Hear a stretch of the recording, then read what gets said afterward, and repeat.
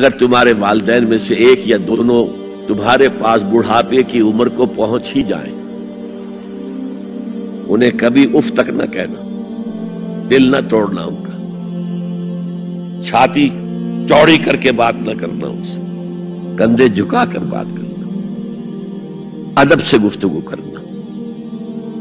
قل لہما قولا کریما واخفض لہما جناح الذل من الرحمہ، اپنے کندھوں کو جھکا کر رکھنا، اور پھر کہنا، اللہ سے دعا کرنا، رب ارحمہما کما ربیانی صغیرا، پروردگار میرے ان والدین پر رحم فرمائیو جیسے کہ انہوں نے مجھے پالا تھا جبکہ میں چھوٹا سا تھا۔ تو خاندان کے نظام کو مستحکم کرنے کے لیے 3 ڈائمنشنز ہیں، جیسے ایک کمرہ ہے، چوڑائی ہے، لمبائی ہے، اونچائی ہے۔ پہلے تو شوہر اور بیوی کے درمیان بانڈ آف لو، اب یہ شوہر اور بیوی پیرنٹس بن گئے ہیں، والدین بن گئے، اولاد آ گئی۔ سیکنڈ ڈائمنشن ایڈ ہو گئی، ادب، عزت، اور بہن بھائی ہے اخوت، جس کو کہ وہ کہہ رہا ہے جی ویلز بھی فریٹرنٹی، خاندان کا ادارہ مستحکم۔ یہاں ایک نقطہ اور بیان کر دوں، لیگل لیول پر بیوی کے حقوق کم ہیں شوہر کے زیادہ، الرجال قوامون علی النساء، سیدھی سیدھی بات ہے، اور ہمیں ڈٹ کر کہنا چاہیے یہ، اس سے زیادہ معقول بات کوئی نہیں ہے۔ کسی ادارے کے 2 سربراہ برابر کے اختیارات والے نہیں ہو سکتے،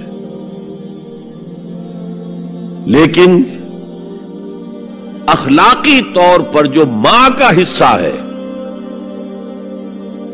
باپ کا حصہ اس سے 1/3 ہے۔ قرآن مجید میں آیا ہے نا، حملتہ امہ وہنا علی وہن وفصالہ فی عامین ان اشکر لی ولوالدیک، اسے اٹھائے رکھا اس کی ماں نے، لہذا اس کا حق 3 گنا زیادہ ہے باپ سے۔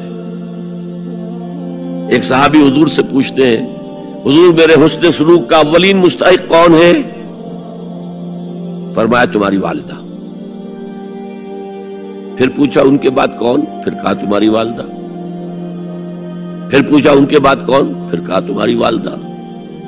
پھر پوچھا ان کے بعد کون؟ تو کہا تمہارے والد۔ 3 درجے۔ اور یہ جو فرمایا الجنت تحت اقدام الامہات، جنت تو ماؤں کے قدموں تلے ہے، یہ باپ کے بارے میں تو نہیں فرمایا۔ یہ ہے ایکویشن، بیلنس۔ اسلام قسط کی بات کرتا ہے، انصاف کی بات نہیں کرتا۔ انصاف تو یہ کہ آدھی روٹی ادھر دے دو، آدھی ادھر دے دو، انصاف ہے، یہ اچھی چیز ہے۔ یہ قسط یہ ہے کہ بوجھ اٹھانا ہے تو جو زیادہ قوی ہے اس کو زیادہ بوجھ دو اٹھائے، اور جو کمزور ہے اسے کم بوجھ دو، یہ قسط ہے۔